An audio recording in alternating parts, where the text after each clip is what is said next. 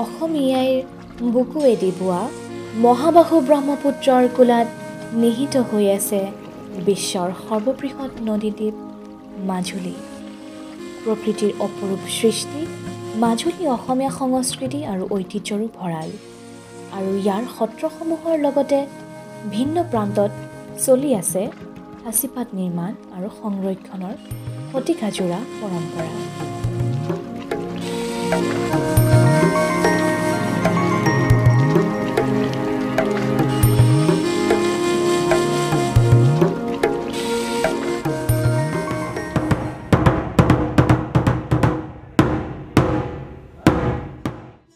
আমাৰ মাজুলীৰ সচিত্ৰ পুথিৰ জগতলৈ যাত্ৰা আৰম্ভ হৈছিল গড়মূৰ সত্ৰৰ সত্ৰাধিকাৰ আৰু বাপসকলৰ সৈতে হোৱা কথা বতৰাৰ পৰা, যিয়ে আভাস দিছিল সত্ৰসমূহৰ গুৰুত্ব আৰু সাঁচিপাতৰ ঐতিহ্যৰ বিষয়ে।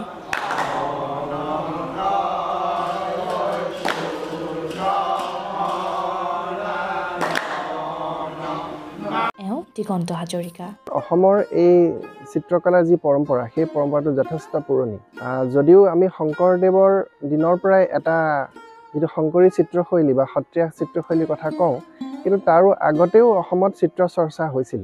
বাণভট্টৰ হৰ্ষচৰিত পুথিটো আমি দেখিছোঁ যে অসমত সেই সময়ত ষষ্ঠ সপ্তম শতিক সাঁচিপাতত ছবি অঁকা পৰম্পৰা চলিছিল সেই সময়ত। তাৰ বাদেও আমি খ্ৰীষ্টপূৰ্ব ৩২৭ত এটা আমি তথ্য পাইছোঁ, যিটো তথ্যৰ পৰা আমি গম পাইছোঁ যে সাঁচিপাতত ছবি অঁকাৰ পৰম্পৰা সেই যুগতো হৈছিল। বিশেষকৈ আলেকজেণ্ডাৰ লগত নিয়াৰকছ বুলি এজন সেনাপতি আহিছিল, আৰু তেখেতৰ এটা টোকা পোৱা গৈছে য'ত তেখেতে সাঁচিপাতৰ বিষয়ে তথ্য আহৰণৰ চেষ্টা কৰিছিল। গতিকে যিহেতু সমগ্ৰ পৃথিৱীত অকল সাঁচিপাতত ছবি অঁকা বা লিখা পৰম্পৰাটো অকল অসমতহে আছে, সেইবাবে আমি এইটো ভাবি ল'ব পাৰোঁ যে খ্ৰীষ্টপূৰ্ব ৩২৭ মানৰ পৰাই সেই চিত্ৰৰ যিটো আমাৰ চৰ্চা অসমত হৈছিল বুলি আমি ক'ব পাৰোঁ। বাণভট্টৰ হৰ্ষচৰিত হওক অথবা আলেকজেণ্ডাৰৰ ভাৰত আগমনৰ ইতিহাসেই হওক, সাঁচিপাতৰ ঐতিহ্য চিৰবিস্তৃত।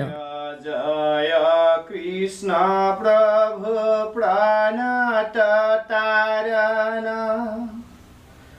মংগল ৰঘু মংগল যাৰ গুণগান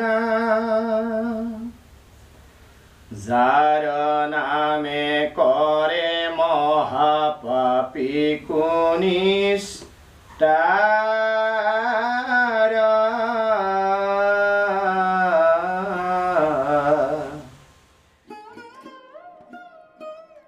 সাঁচিপাত যেনেকৈ আনতকৈ পৃথক, ঠিক তেনেকৈ ইয়াৰ প্ৰস্তুত প্ৰণালীও আনতকৈ বিশেষ।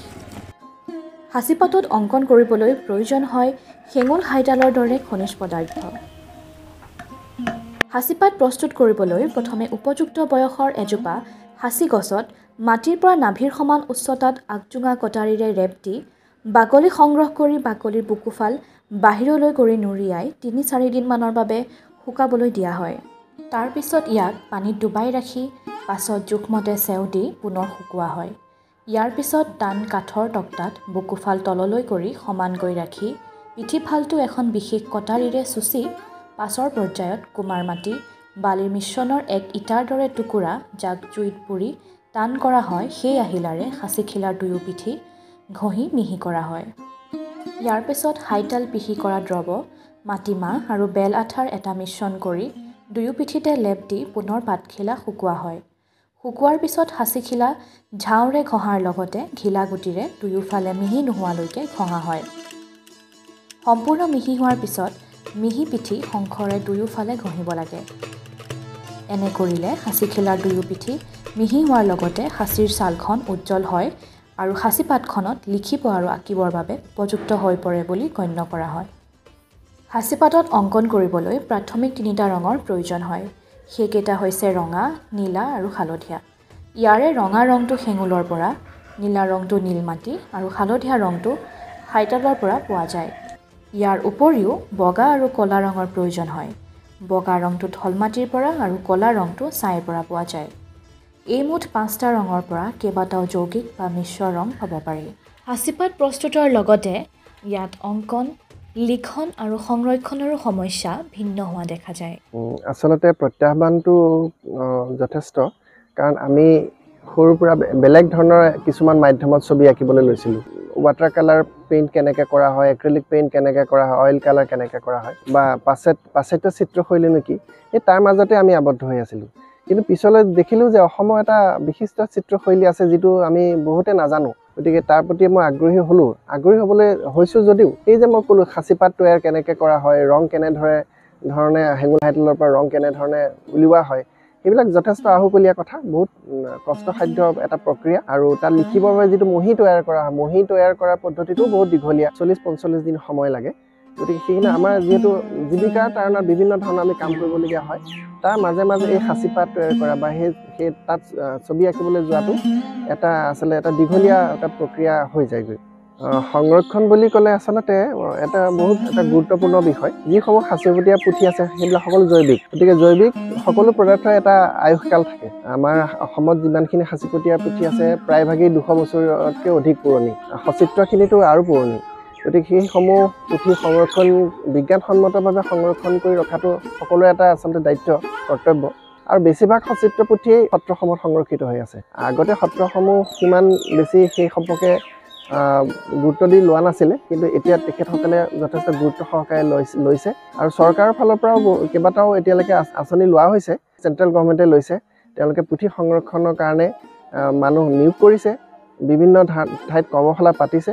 সকলোৱে এই ক্ষেত্ৰত সচেতন হ'ব লাগিব, কাৰণ এখন সাঁচিপতীয়া পুথি খালী হাতেৰে চুব নালাগে, কাৰণ মানুহৰ হাতত বহুত ধৰণৰ বেক্টেৰিয়া থাকে। গতিকে সেই বেক্টেৰিয়াসমূহে সাঁচিপাতখন নষ্ট কৰিব পাৰে। গতিকে এনেধৰণৰ আচলতে চবেই যদি চিন্তা কৰিবলৈ যায়, তেতিয়াহ'লে পুথিসমূহ আৰু বহুত দিন ধৰি আমাৰ মাজত জীয়াই থাকিব। সাধ্য এই সাঁচিপাতসমূহে প্ৰজন্মৰ পিছত প্ৰজন্ম ধৰি পৌৰাণিক কাহিনী, বিভিন্ন বিষয়ৰ জ্ঞান আদি বহন কৰি আহিছে।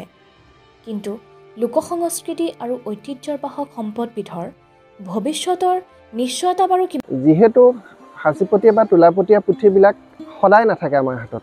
এতিয়া যিখিনি পুথি আমাৰ হাতত আছে লাহে লাহে নষ্ট হৈ আহি আছে। এতিয়া চিত্ৰভাগত পুথিখন প্ৰায় আধা পৃষ্ঠা নষ্টই হৈ গ'ল। গতিকে ইমান দুৰ্মূল্য পুথি যিহেতু নষ্ট হৈ গৈ আছে, সেইখিনিতো আমাৰ হাতত সদায় নাথাকে। গতিকে সেই পুথিসমূহ আমাৰ লগত জীয়াই কেনেকৈ থাকিব। কিন্তু আমি কিছুমান কাম কৰিব পাৰোঁ। সেই পুথিসমূহ আমি ছপা কৰিব পাৰোঁ বা ডিজিটেল কপি কৰি ৰাখিব পাৰোঁ। এনেধৰণৰ প্ৰচেষ্টা লৈছে বাৰু। বিশেষকৈ শংকৰদেৱ কলাক্ষেত্ৰই ডিজিটেলাইজ কৰিছে কিছুমান পুথি। তেনেদৰে সকলো যদি সচিত্ৰ পুথি ছপা হৈ যায়, তেতিয়াহ'লে সদায় কাৰণে থাকি যাব। আৰু মই জনাত এতিয়ালৈকে প্ৰায় 150 সচিত্ৰ পুথিৰ ভিতৰত মাত্ৰ 13খনহে এতিয়ালৈকে ছপা হৈছে। এখন চৰকাৰৰ বাবে বা কেইখনমান বিশ্ববিদ্যালয়ৰ বাবে এইটো ইমান এটা টান কামো নহয় যে ইমান কম সংখ্যক সচিত্ৰ পুথি তেওঁলোকে ছপা কৰি উলিয়াব নোৱাৰিব। খুব কম হ'লেও ছপা কৰি উলিয়াই থ'লে বা ডিজিটেলাইজ কৰি থ'লে আমাৰ ভৱিষ্যত প্ৰজন্মৰ বাবে সি সুৰক্ষিত হৈ থাকিব। আচলতে এটা বিষয়ৰ প্ৰতি আগ্ৰহ জন্মোৱাটো ইমান সহজ কথা নহয়। এই ক্ষেত্ৰত চৰকাৰৰ কৰণীয় যথেষ্ট আছে। চৰকাৰে এই সম্পৰ্কে যদি কিবা আঁচনি লয়, বিশেষকৈ যিহেতু সাঁচি গছ আমাৰ বাবে দুৰ্লভ, সাঁচি যদি অসমৰ বিভিন্ন জিলাত সাঁচিৰ এখন যদি বাগান কৰিবলৈ যায় বা এটা অঞ্চল যদি সংৰক্ষণ কৰি সাঁচি খেতি কৰে, তেতিয়াহ'লে দুফালৰ পৰা লাভ হ'ব পাৰে। সাঁচি গছৰ পৰাতো বাণিজ্যিক লাভ বেলেগ ধৰণৰ আছেই, তাৰ বাদে সাঁচি বাকলিটোৰ পৰা আমাৰ যিটো পুৰণি শৈলী, সেই শৈলীটোৰ পুথি তৈয়াৰ কৰিবলৈও সহজ হ'ব। আৰু সেইখিনিৰ কাৰণে চৰকাৰেহে কিবা এটা প্ৰচেষ্টা হাতত ল'ব পাৰে আচলতে। বা বিভিন্ন বিশ্ববিদ্যালয় যিখিনি আছে আমাৰ, অন্য নহ'লেও Guwahati university, Dibrugarh university, Majuli cultural university, Sankardev university, এনেধৰণৰ যিখিনি বিশ্ববিদ্যালয় আছে, সেই বিশ্ববিদ্যালয়ে বিভিন্ন ধৰণৰ পাঠ্যক্ৰম প্ৰস্তুত কৰি পেলাই, যেনে মাজুলী কালচাৰেল ইউনিভাৰ্চিটি যেনেধৰণে কৰিছে, সেইখিনি কৰিব পাৰে। জনসংযোগ বিভাগে এই ক্ষেত্ৰত ভূমিকা ল'ব পাৰে। যিখিনি বৈদ্যুতিন মাধ্যম আছে, সকলো মাধ্যমৰ ভূমিকা আছে।